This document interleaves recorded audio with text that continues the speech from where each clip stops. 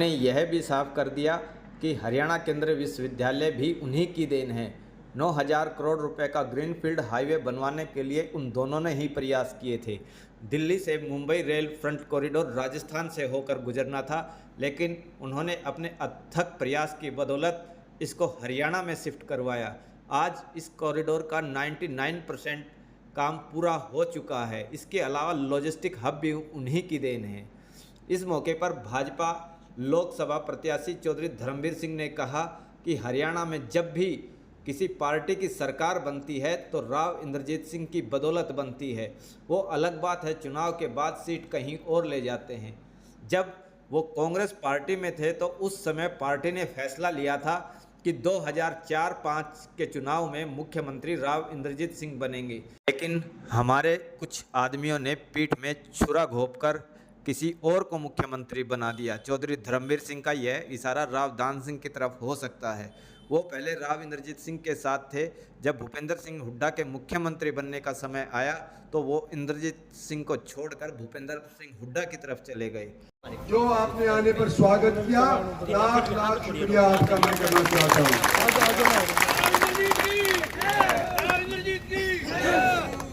एक बात मैं क्लियर करना चाहता हूं कि 4 तारीख को जब धर्मवीर सिंह के पर्चे के भरने का टाइम आया तो मैं नहीं पहुंचा और भरम लोगों के अंदर डाल दिया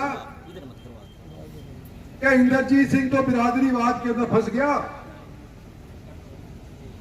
और ये तो धर्मवीर को जिताना ही नहीं चाहता। आज ऐलानिया मैं कहता हूं कि ये इसलिए आया हूं कि धर्मवीर को जिताने के लिए आया हूं। किसी भी सूरत के अंदर आपके सहयोग के बिना धर्मवीर नहीं जीत सकता और मैं आपका अजीज हूं, साथियों, हम सफर रहा हूं। आपकी आवाज को मैंने बुलंद किया है। आज के दिन मैं आपको यूं कहता हूं कि अगर दान सिंह जीतता है तो वो चौधरी भूपेंद्र सिंह हुड्डा के साथ जाके मिल जाता है तो सारे राजी। हीर की जाट से मिट्टी हो गई, बहुत बढ़िया बात। और अगर जाट मेरे साथ दे देता है धर्मवीर भी है, तो धर्मवीर मेरे साथ खड़ा है कि नहीं खड़ा, ये बताओ मेरे को। तो जब धर्मवीर मेरे साथ खड़ा हो सकता है, दान सिंह हुड्डा के साथ खड़ा हो सकता है, तो तुम्हारी वोट कहां जानी चाहिए जब मैं पूछ रहा हूं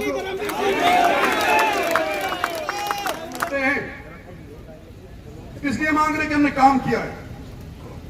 काम के बलबूते के ऊपर वोट मांग रहे हैं। चाहे धर्मवीर अभी कह रहे थे जब सरकार हुआ करती थी कांग्रेस की सारा माल घूस करके, नौकरियां घूस करके और एक जिले में बांट दिया करते थे, याद करो। और कि वही स्थिति दोबारा चाहते हो? जब परिवर्तन हो चुका है, जब सेंट्रल यूनिवर्सिटी हमारी यहाँ की, याद करो कि अर्जुन सिंह हुआ करते थे हमारे उस टाइम के अंदर कांग्रेस के अंदर ह्यूमन रिसोर्स डेवलपमेंट के मंत्री और मैं एमएलए हुआ करता था, छोटा सा एमपी हुआ करता, मंत्री नहीं बनाया था मेरे को दूसरी बार में। एमपी के तौर के ऊपर ये लड़ करके रोहतक नहीं जाने दी भाई, मैंने उन्हें लाके देखी जाट पार्टी में यूनिवर्सिटी, और कोई कहे कि हमने करवाई, मैं करवाई अर्जुन सिंह को मैं लेकर के आया था। ये काम किया है तुम्हारे लिए। और यहाँ का ये हाईवे क्या बोलते हैं, ग्रीनफील्ड हाईवे 9,000 करोड़ का, 152D। कई लोग तो मुंह चाहे थे कि ये होए ही नहीं। किसने करवाया? नितिन गडकरी ने। हरियाणा के बीचों बीच काट करके और चंडीगढ़ का सफर 3 घंटे कम कर दिया कि नहीं कर दिया? किसने करवाया? भारत सरकार ने कराया, मोदी सरकार ने कराया, नितिन गडकरी ने कराया। और मैं वकील धर्मवीर वकील इकट्ठे जाया करते थे। गडकरी के पास गांव सैकड़ों बार गए होंगे। क्या डेवलपमेंट नजर आने लग रही है? लॉजिस्टिक हब नांगल चौधरी के अंदर अपने आप तो पैदा नहीं हुआ ना। डेडिकेटेड रेल फ्रेट कॉरिडोर, यह दादरी यूपी से निकलने वाला था और कोटा राजस्थान से होता हुआ और ये जयपुर होता हुआ और फिर जाया करे था मुंबई। ये उनकी स्कीम थी। आज 2 लाख करोड़ रुपए से डेडिकेटेड रेल फ्रेट कॉरिडोर बन चुका है, तकरीबन 99%। कैसे बना? हमने राजस्थान से जाने की बिनिस्बत यूं कहा कि तुलना करो कि कितना खर्चा होगा अगर हरियाणा से जाएगा तो और अगर राजस्थान से जाएगा और इन नदियों के पुलों ऊपर पुल बनाने के बाद जाएगा, कोटा होकर के जाएगा, तो कितना खर्चा होगा? हरियाणा से जाएगा कितना खर्चा होगा? तो राइट्स नाम की एक बिल्डिंग बनाने वाली संस्था है रेलवे, उन्होंने फिर ये भापा कि खर्चा कम कहां से होगा।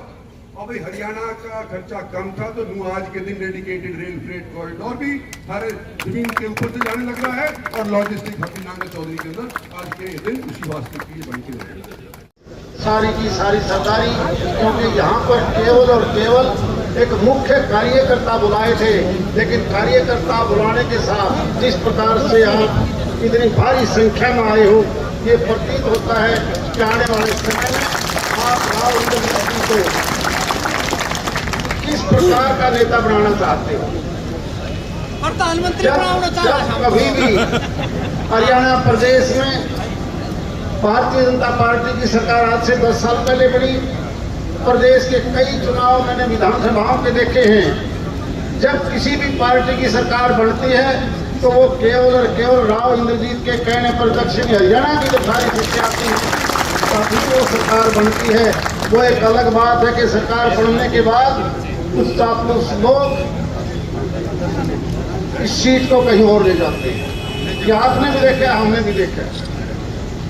मुझे कांग्रेस की भी बात याद है, जब एक बहुत बड़ी रैली माननीय राव साहब के अध्यक्षता में रिवाड़ी में की और ये फैसला लिया गया था कि जब चुनाव होंगे 2004-05 में तो हमारे मुखिया, प्रदेश के मुखिया राव इंद्रजीत बनेंगे।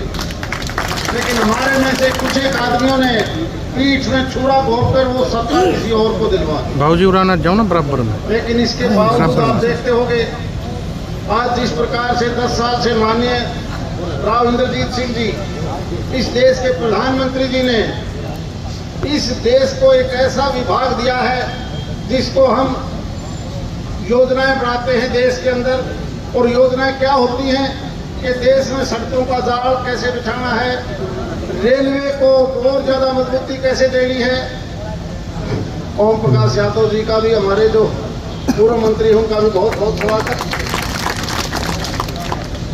इस देश का मूलभूत ढांचा बदलकर इस देश को आगे कैसे बढ़ाना है। माननीय प्रधानमंत्री जी ने वो महकमा राव साहब को इसलिए दिया ताकि ये देश बोझ के नाम पर भी, जहां चारों तरफ से केवल बजट था 1.5 लाख करोड़ का पिछली कांग्रेस की सरकारों में, आज इन्होंने 4.5 लाख करोड़ रुपए का बजट बढ़ाया ताकि देश सुरक्षित हो, अच्छे हथियार हो, अच्छी सड़कें हों। यही नहीं, देश के अंदर राव साहब आज आप नंदगढ़ भिवानी लोकसभा के दौरे पे हैं, तो कहाँ का और कौन कौन से गांव के? देखो, आज तो मेरा फिलहाल सेलंग के अंदर है, फिर कनीना में है, दोंगड़ा अहीर में, रटेली में है। तो 4 जगह हम मीटिंग कर रहे हैं। एक भरम फैला दिया गया था कि इंद्रजीत सिंह जानबूझ करके 4 तारीख को धर्मवीर के पर्चे के दाखिले के टाइम के ऊपर नहीं आया, तो वो क्लियर करने के लिए आया हूँ। और ये मेरा पुराना हल्का रहा है, यहाँ के लोगों ने मुझे बड़ा सराहा है। मैंने उनसे निवेदन किया है कि मेरी पार्टी का सहयोग करो, मोदी जी का सहयोग करो और यहाँ से धर्मवीर सिंह को जिताओ। तो मैं उम्मीद करता हूँ कि लोग हमारा साथ दें। कांग्रेस महंगाई, बेरोजगारी और अग्निवीर को लेकर जो भाजपा पे सवाल कर रही है, सर उनका कहना है कि विकास नहीं हुआ, अग्निवीर जैसी योजनाएं हैं उससे इलाके को लाभ नहीं मिल पा।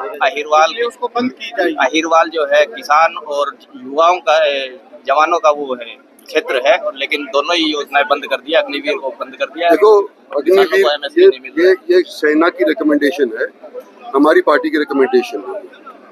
बतौर पॉलिटिशियन, बतौर यहाँ के एमपी, मैं भी ये चाहता हूँ, ये भी ये चाहते हैं कि अग्निवीर की बजाय जो पुरानी प्रोफेशनल आर्मी हमारी थी उस तौर के ऊपर इसको दोबारा से रिजरेक्ट करा जाए। तो अब ये हमारी सरकार इस बार बनेगी तो हम अपनी बात को पार्टी से मनवाने का पूरा प्रयास करेंगे। सर 4 तारीख का निमंत्रण नहीं मिला आपको, तो क्या भीतरघात का? चलो।